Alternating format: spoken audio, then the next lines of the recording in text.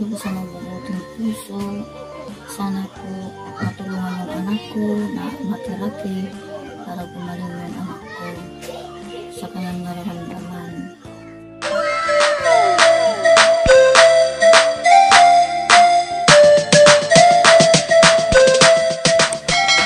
Welcome back! Nandito po tayo ngayon sa isang bahay po dito sa Barangay Magsaysay, Lawang Northern Samar.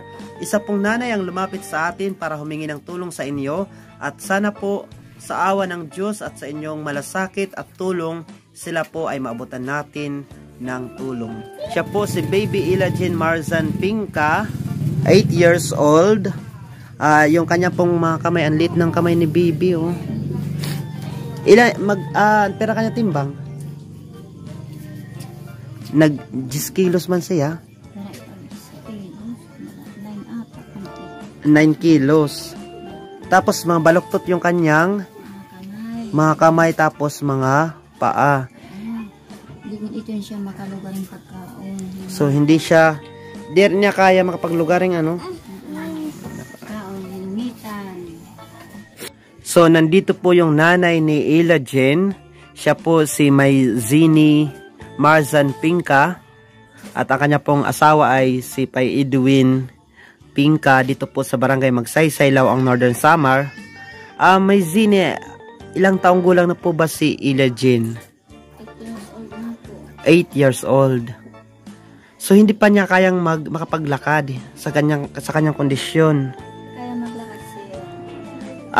Yung kahit yung simpleng pagbuhat ng kanyang mga laruan, kaya naman niya. Hindi. So kahit yung pagkain, inaalalayan ninyo talaga. Pagkain, tapos pagbihis ng damit, hindi niya kaya. Basta, lahat-lahat talaga. Paano naman po yung pagsasalita? Nakakapagsalita po ba siya? Isa-isa lang. Pag nagsalita siya, hindi dire-diretso. Hindi tuloy-tuloy kapag nagsasalita. Pero, sa tingin po ninyo, sa palagay po ninyo, nakakaintindi naman po. Nakakaintindi. Kasi ang alam ko, nakakaintindi siya. Kasi pag nag-usap kami, sumasagot kasi siya, pero hindi dire-diretso ang kanyang pagsalita. So, utal-utal kung magsalita, parang ganon. So, 8 years na si Ila-Jean. So, yung 8 years na yan, dyan lang po siya sa kumbaga karga-karga nyo lang siya, tapos sa higaan, dyan po sa wheelchair niya. So, dyan po siya, dyan siya po siya lumaki. Opo. Itong hilagaan niya ito, minsan, pinagaganon ko dito para hindi siya mahulog. May paanit naman siya, tapos may unan. So, kailangan talagang alalay. Full time. Hindi pwede iwanan doon kasi, siyempre, paano kapag nanghingi siya ng pagkain? Pag humingi siya ng pagkain, sabi niya, pag nakakarinig siya ng yung tunog ng mga pinggan, kakain na talaga siya. So kayo din bilang nanay na iintindihan nyo na, alam nyo na ang ibig sabihin. Minsan nga naiiyak ako kasi pag minsan andun pa ako sa kusina, hindi pa luto. Nanay, yayay. Hindi nanay, hindi diretso kasi, yayay, wait lang baby, nagluluto kasi nanay. Pag andyan na, pag naihanda ko, natungtuwa na siya. So nasa wheelchair po siya. Kanina po galing yung wheelchair, Nay? Binigay ng DSWD. So may tulong po yung DSWD sa inyo? Opo, pero ayan nasa wheelchair po si Ila-Jean. Tulong po daw yun ng galing po daw yung tulong na yan sa DSWD. Ilang taon na po yan na wheelchair? Tikang sa pandemic, simula ng pandemic. Ng pandemic pa po yan binigay. Tapos yung wala ng pandemic, nagbibigay ng wheelchair. Hindi na ako binigay. Nay, nung inilapit nyo po ba si Ila-Jean sa gobyerno, sa DSWD? Ano po bang tulong ang ibinigay sa inyo? Bukod po sa wheelchair? Dito ako sa barangay, sabi nila, yung anak mo daw, DSWD, kailangan daw mabigyan ng wheelchair.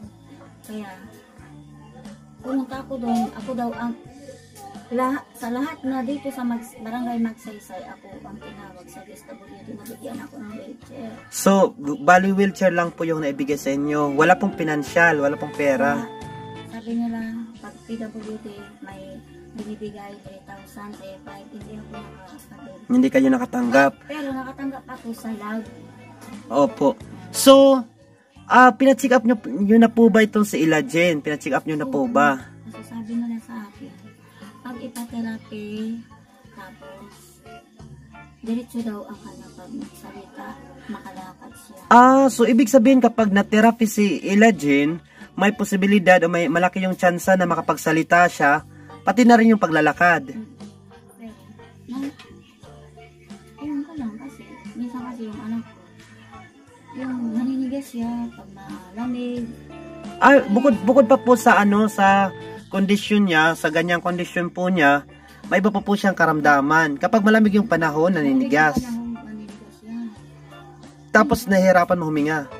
Nahihirapan huminga. Tapos yung parang ano na, ito, yung sound niya parang wala na pala Sa palagay ninyo, bakit po? Ano kayang dahilan? Bakit po naninigas yung kanyang katawan kapag malamig yung panahon? siguro sa heart niya o kaya sa mga paa niya, hindi na So, sa palagay ko maano po yan, malalaman po natin yan kapag napacheck po natin. Opo. Pero kasi ng doktor sa akin dito sa Lao, ang specialist, pag ipaterapi ko daw yung anak ko, diretso ang kanya pagsalita at saka makapaglakad. Ano pa, yung baby pa siya. 4 months pa siya. 4 months, 5 months, tapos 1 year. Tapos, sige naman,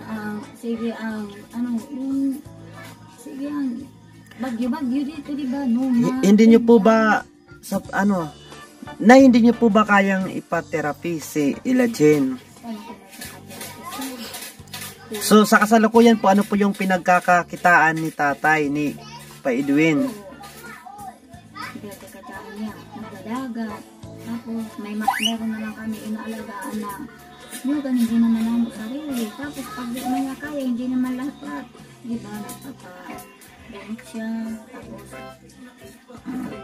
kumbaga, kung ano man yung kita ninyo, sapat lang para sa, sa pamilya, pangkain.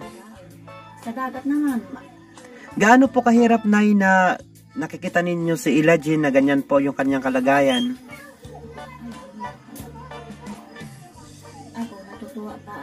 Natutuwa ako pag nakikita ko, tuwang-tuwa siya. Minsan kasi, pag may nagpapansin sa kanya, tuwang-tuwa.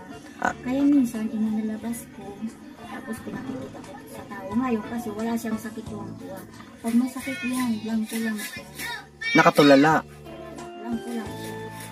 Ako nakakalam niya kasi anak ko siya. So, kawawa naman talaga yung kanyang kalagayan. Hindi yan nagsasalita. Tapos, pag humiga siya, sige lang. Hindi mapakalam. So yung tumbling niya. Baka hindi komportable yung kanyang katawan o kaya baka may iniindang Nay, mapapanood po ito ng buong mundo. Doon po sa ating mga kababayang, mga nasa Maynila, nasa syudad, lalo na po doon sa may mga kaya, mga nasa abroad, na sakaling gustong magbigay ng tulong kay Ilajen, ano po yung gusto ninyong sabihin, Nay? Doon po sa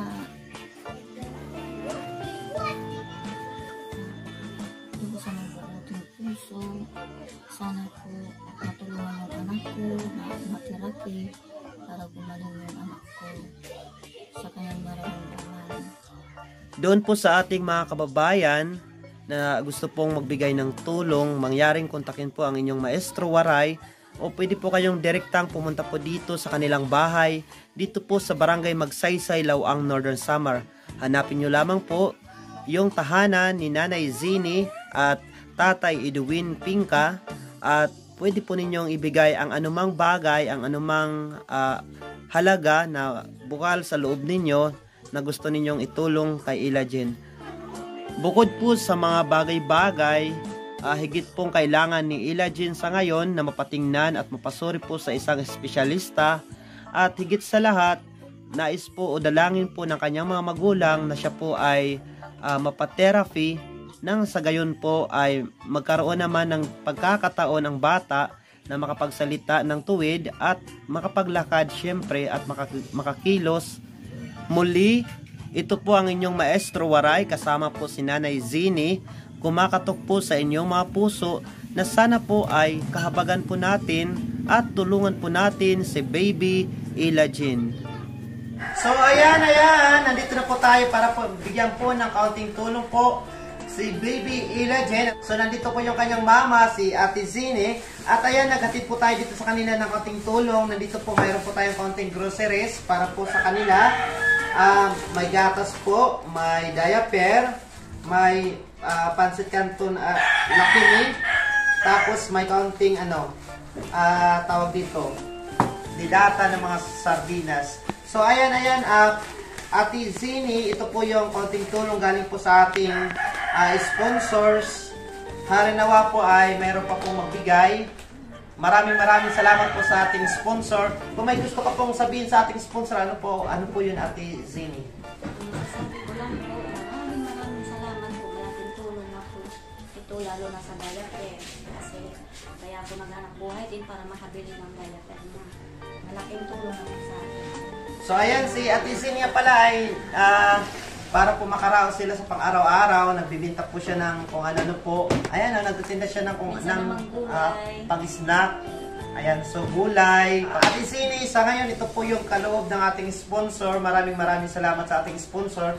At nawa po ay mayroon pang magbigay po ng karagdagang tulong para kay Baby Ila Jean. So, tanggapin po ninyo, ate. Maraming salamat po.